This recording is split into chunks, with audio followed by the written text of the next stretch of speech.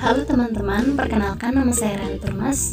Di sini saya akan menjelaskan sedikit mengenai pajak daerah dan retribusi daerah atau PDRD.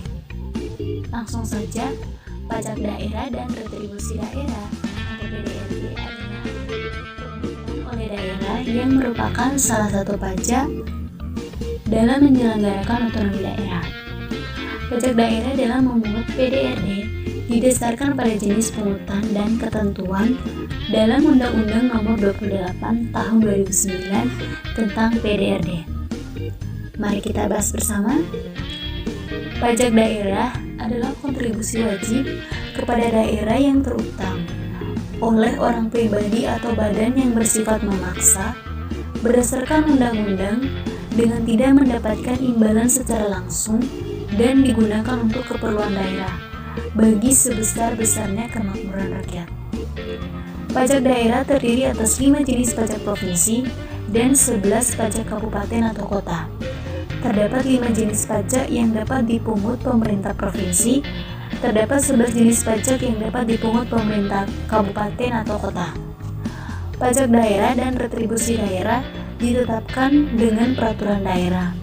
Segala macam dan bentuk pungutan di luar yang tidak ditetapkan dalam peraturan daerah adalah pungutan liar.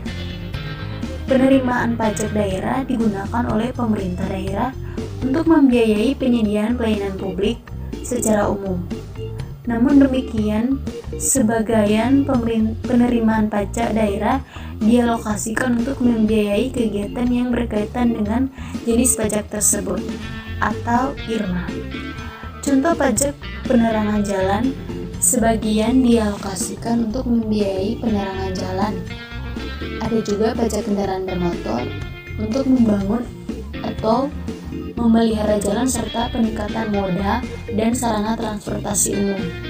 Dan juga pajak rokok untuk membiayai layanan kesehatan masyarakat.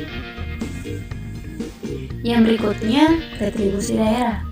Retribusi adalah pungutan daerah sebagai pembayaran atas jasa atau pemberian isi tertentu yang khusus disediakan dan atau diberikan oleh pemerintah daerah untuk kepentingan orang pribadi atau badan.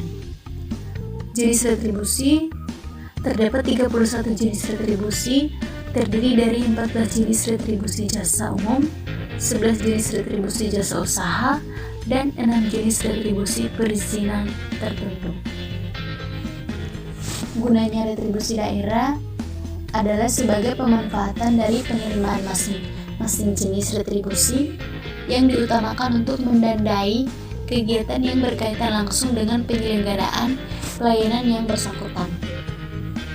Jenis retribusi dapat diubah menyesuaikan perubahan kebijakan atau pelayanan.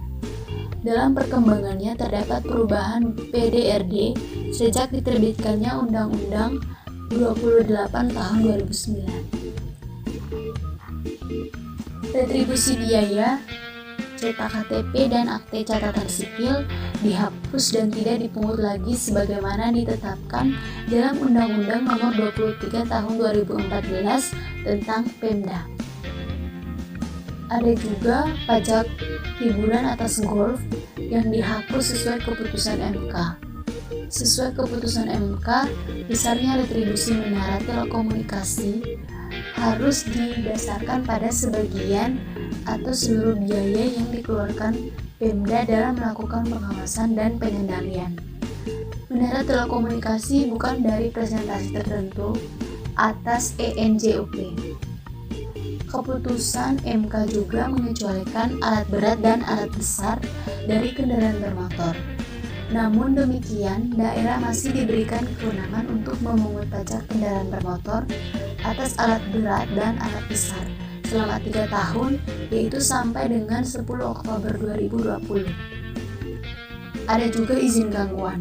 Retribusi izin gangguan tidak dapat dipungut lagi dengan adanya surat edaran mengganti nomor 500/3231/SJ tanggal 19 Juli 2017 yang isinya meminta Pemda, kabupaten atau kota untuk segera mencabut perda terkait dengan izin gangguan dan pungutan retribusi. Yang berikut, retribusi perpanjangan IMTA.